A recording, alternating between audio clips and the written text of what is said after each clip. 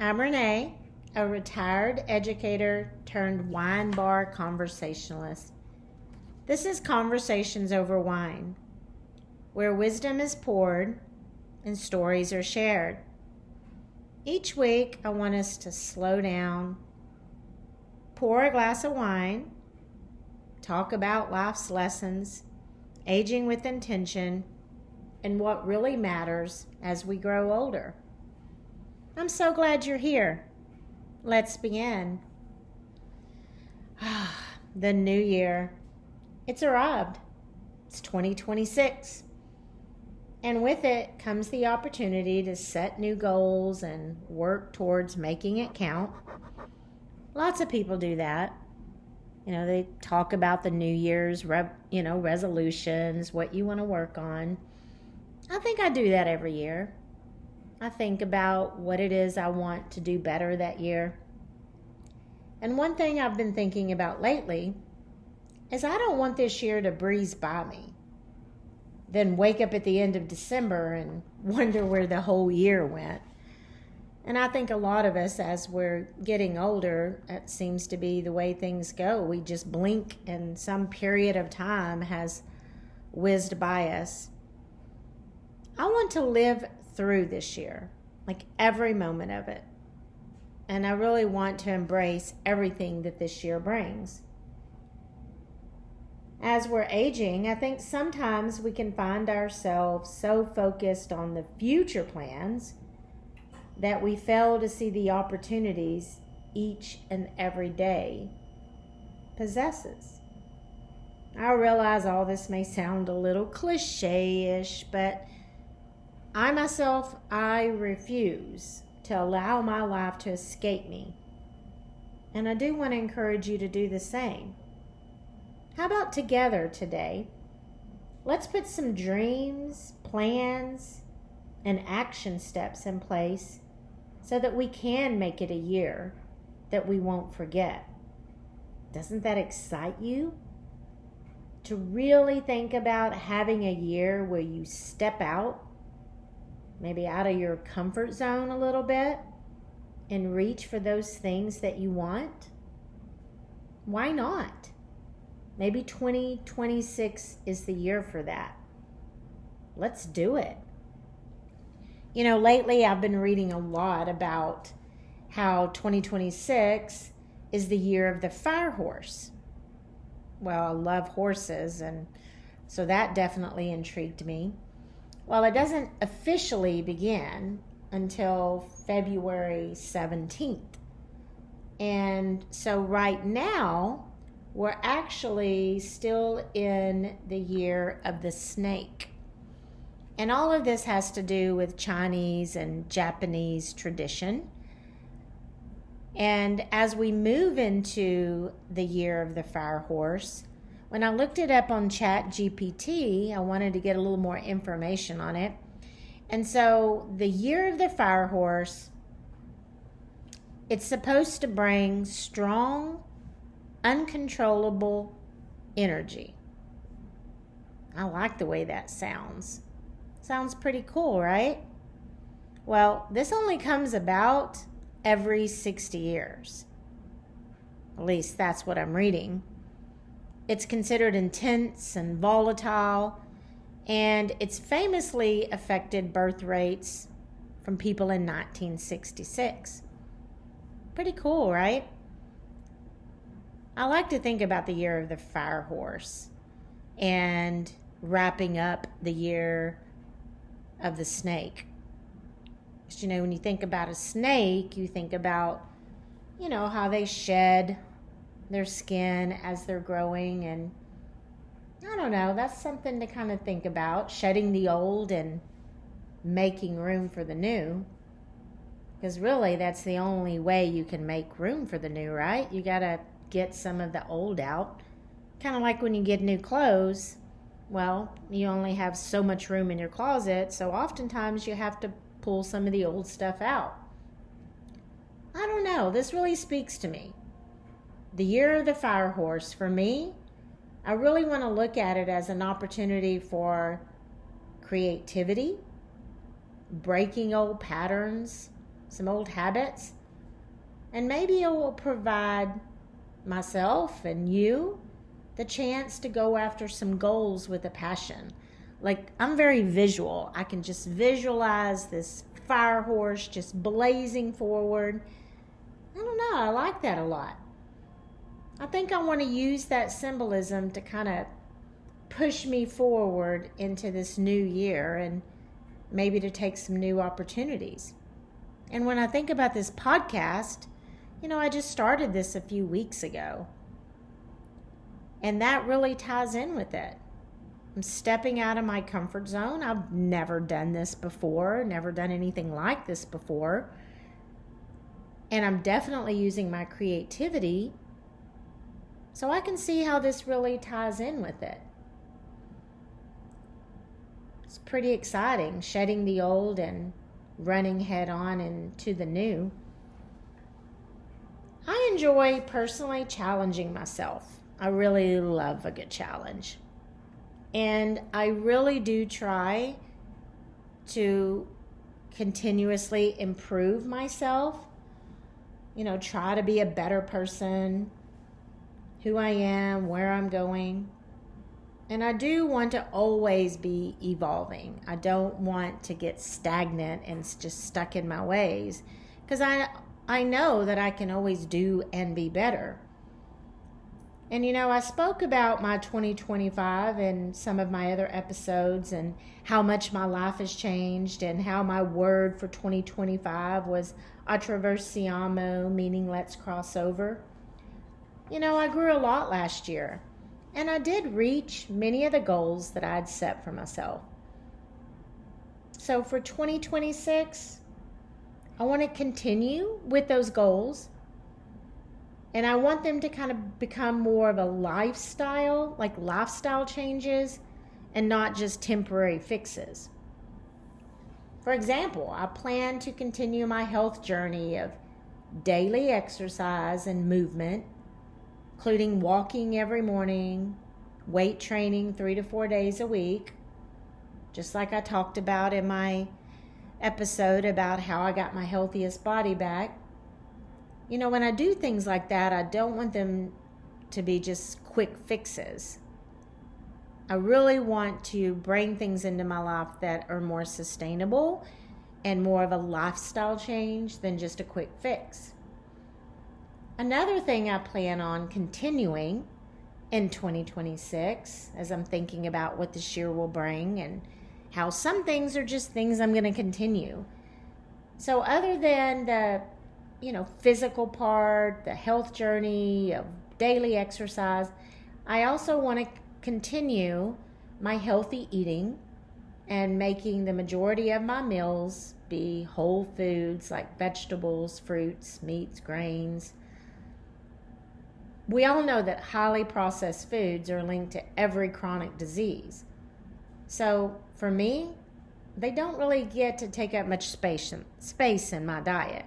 So I'm going to continue that into 2026. So those are 2 areas and goals that I'm going to continue and push forward into not just 2026, but every year. So what about you? What goals or things that you worked on last year are you going to push into 2026? What were you successful with that you want to continue on, or maybe you weren't so successful with them, but you want to continue to fine-tune them and move forward with them.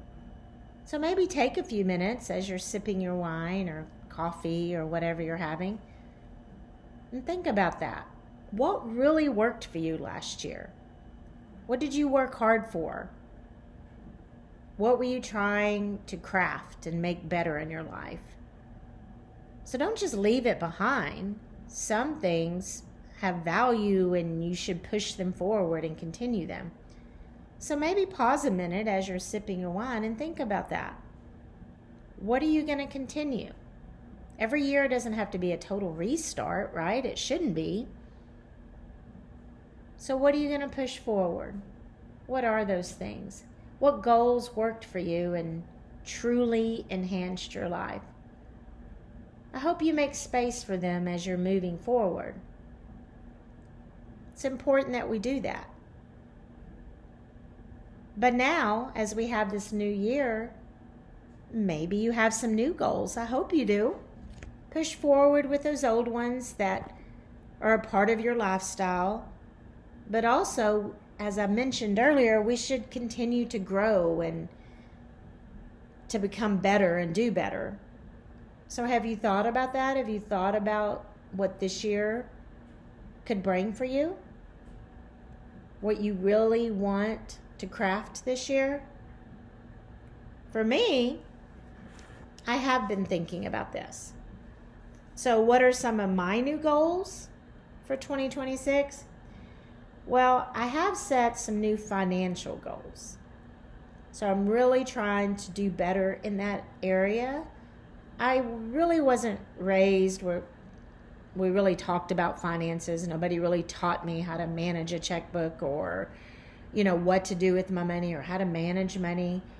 And I was really not very good with money when I was younger. And I could say I wasn't taught it, but you know what? I take responsibility as well. I could have learned on my own. But it's all right because I have learned a lot over the years and I continue to grow in that area. So I've been reading a book lately, and I'm going to give credit to my friend Kim, who gave me a book at Christmas time as a gift, and it was called Smart Women Finish Rich, and it's by David Bach. And I've been reading on it, and I've actually began implementing some of his best practices for women. So not to get too far into it, but in short, so far I have set some financial goals for myself, which includes a plan, of course. One of the things I did is I made a file, and it includes all my financial information so that, God forbid something happened to me unexpectedly, my daughters would be able to manage everything when I pass. I want them to know how to get into my bank accounts. I wanted them to know what's in there. And, I made them beneficiaries of some things. And so I've made a file for that and shared that information with my daughters. Something I learned about in that book. Something else I've done is I've set up automatic savings for my checking every week. And I've been reading and implementing some of those ideas about, savings and it is really interesting when you set it up and you have the automatic savings, you don't even notice it's gone. And that's really true. Just shoot that money over there and you never miss it, right? And I even read, it was not in that book, but somebody I follow on social media about having more than one checking account and having one that's strictly for bills and having another one that's for, all the other fun stuff, going out to eat, maybe even gas and groceries or however you want to set that up. So I actually did that about a month ago. I set up 2 checking accounts and man, I love that. It's been working really well for me because it allows me to kind of separate those 2 things out. And it's just made sense to me. And it's allowed me to see a little bit better where my money goes. It's all accounted for. And another goal that I have that ties in with that is really just kind of an minimalish lifestyle. Not buying as much, not consuming, being the big consumer, but being more content with things that I already have. And so I've read a couple of different books about minimalism and minimalist-ish, which is kind of where I fall. And that all kind of ties in with my finances as well. So that's something I'm going to be working on this year. It's just, kind of keeping my lifestyle, like the things that I purchase, at a minimum. I don't need new home decor. I don't need 12 pairs of black loafers. things like that. Just being more conscious and intentional about where my money goes. And so a little thing that I did, and I spoke it to my friend, is, I just kind of, like I said, I love a good challenge. So I decided for this year that I'm only going to allow myself to buy one new clothing item per month. Now, it's okay to thrift, maybe buy a couple of things from the thrift store at a less expensive price, but I'm only going to allow myself one new clothing item a month. There's a couple of people on social media that I've seen that have done that, and I loved that idea. So that's a challenge I'm giving myself. And I like it. I think it's something that can kind of reset your brain, as a consumer, and make you kind of think more about your purchases. And I've read from a couple of different people about also, if you're going to spend over $100 on any purchase, that you give yourself 48 hours and you think about it and you give it some real thought, because a lot of times purchases can be impulsive. And so just a few things to think about. I've also started looking at the materials that go into my clothing. That's something else I'm kind of working on in 2026, is looking at the labels. It's really interesting to me, because I think I kind of had it in my head before that, cheaper clothes, I was just thinking like Shein and Temu and places like that, those were the cheap clothes. And really, I think there's been a little shift over the last few years where maybe even some more of the nicer places have begun to replace some of the good quality materials with the cheaper things. So personally, I've been reading more about this and becoming more conscious of when I do buy clothing, looking at the label and trying to buy clothing that is made from good natural materials. Now, I don't plan on going in there and taking everything out of my closet that has plastic materials in it, because then I would just kind of be adding to the problem, right? That just continues that. So what I plan on doing is, when I do make purchases, and again, I'm going to try to focus more on thrifting items, but looking at those labels, and let's say I find a nice cream colored turtleneck that's 100% cotton, then if I bring that into my wardrobe, then I can start taking away something that's maybe made cheaply. So the long-term idea is that I get my wardrobe to where I have my basics, I don't have too many clothes, but what I do have, they're all classic clothing that's made from good materials that will last much longer. And so that's something I'm challenging myself with this year. Just another thing I'm focusing on.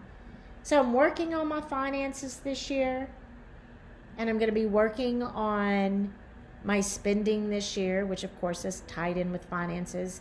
But with the spending, when it comes to the clothing, just challenging myself a little more in that area. No more than one new item a month. Anything else has to be thrifted. And if it's thrifted, it has to be natural materials. So that's a couple of goals I have for myself this year, along with carrying forward, some of those things that worked well for me last year, such as eating right, eating good whole foods, and exercising, keeping myself in the shape that makes me comfortable. Those things that I'm carrying forward, a little bit of minimalism. I think they use the term minimalist-ish. Those are things that worked for me last year. Those are things that are lifestyle changes for me that I plan on continuing. And then, just continuing to grow and aim for my goals and not give up on them. So what about you? Have you thought about any new goals you've set for yourself for 2026? What do you want to make a priority because it will make your life even better. And here's another question. Do your goals inspire you? Do they excite you, or do they make you nervous and uncomfortable? Are they sustainable and not too extreme? I've learned that you can't just think about your goals and say things like, I'm going to lose weight, or I'm going to do better with money. That is only the beginning. You have to be more specific and more intentional. So just a couple of things that have worked for me is I pick out a few goals, just like the ones that I just mentioned, and I write them down. I put them in my journal because I do journal a lot. It helps me. I write them down, and if you're not a journaler, you could just put them in the notes in your phone. Whatever is a good method for you. Then I make notes about specifically how I'm going to be successful with meeting that goal. So instead of just saying I'm going to have more money in savings, I am more specific with I'm sending X amount of dollars every week directly from my paycheck. I don't see it. I don't miss it. I have to be intentional and I have to be specific. Just like with the clothing, I'm going to buy fewer clothes. Specific for me is one new clothing item a month. Anything else has to be thrifted and has to be natural materials. That's specific. So for me, writing down your goal, being very specific about how you're going to meet that goal, that has been very helpful for me, and maybe it could be helpful for you. The next step with that would be maybe make note of the things that could get in the way. That way you think about them ahead of time and you can think of solutions. For example, for me, if I'm thinking about, okay, what could go wrong with me only wanting to buy or committing to only buying one new thing a month in 2026? Well, what could get in the way with that? An example might be, I have a big event coming up and I'm supposed to wear something formal to that event, and I've already bought my one new thing this month. So what am I going to do? That could get in the way, right? You have to think about those things ahead of time. Write down the things that could get in the way, but also write down your solution. That could get in the way. A big event could come up and I could feel like I needed to buy a new outfit. So what am I going to do about that? If I think about that ahead of time and plan for the things that could go wrong, then in my journal I could say, okay, this could go wrong, a new event could come up, and then I have to write down what I would do about it. Well, what I would do about it is I could still go to a secondhand shop and buy a dress. I could borrow from a friend, or I could shop my closet. Those are 3 solutions to something that could come up that could interfere with me meeting my goal. The money thing, maybe, as I've set up direct savings for my checking every month, what could go wrong? Maybe my car could break down. So what's my solution for that? Well, if I have to use the money that is in my savings to pay for that repair, then I have to have a plan to double up what I'm sending to my savings account every week. Maybe that's my solution, because my car breaking down could happen. I drive a 9-year-old car. So I have to look and think about the things that could interfere with me meeting my goal and have a plan for that. Otherwise, when those unexpected things happen, you could totally be derailed and give up on your goal. But maybe if you think and plan beforehand and you're proactive about it, then you can still meet your goal. You just have to know those bumps could come and have a solution for them beforehand. Another thing that I've found really helpful is to speak my goals to somebody. If you're really working on something big, share it with somebody. I think that really makes it real. You speak it, it's out there. That's what I did before I started this podcast. When I decided I was going to do this, I called my best friend Karen and I said it to her. Fortunately, she was super supportive and was like, go for it, Renee, this is amazing. So sometimes speaking those words out loud make it real, but it also adds accountability because now you've said it. Somebody else has heard it. And so now not only do you have your own expectations, but you got somebody else looking at you saying, hey, I thought you were going to do this. Come on, you got this. They can be your big cheerleader. And also don't forget to pat yourself on the back as you're making progress. Because every little step is a step in the right direction.